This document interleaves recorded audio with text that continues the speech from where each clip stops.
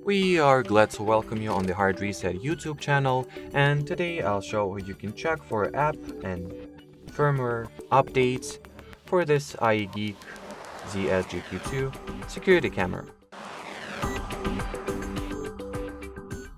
So first you will need to launch the ieGeek Cam app, then find your camera, tap at the settings, then go for the check new version, and see if there are any firmware updates that are pending.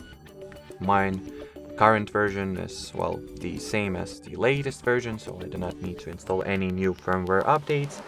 And as far as the app updates go, it differs from system to system. So on an iOS, you will need to launch the App Store, find the ieGeek app. Here it is, and see if it will have, or not this one, excuse me, this one. See if it will have the update button here, and if it will, just tap on it and the app will update itself. On an Android phones, the procedure is somewhat the same.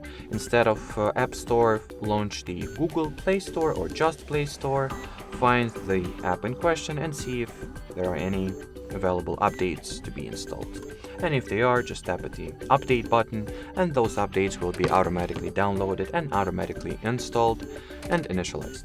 Anyway, that'll be it for this video, so thanks for watching, thanks for your attention, and bye bye.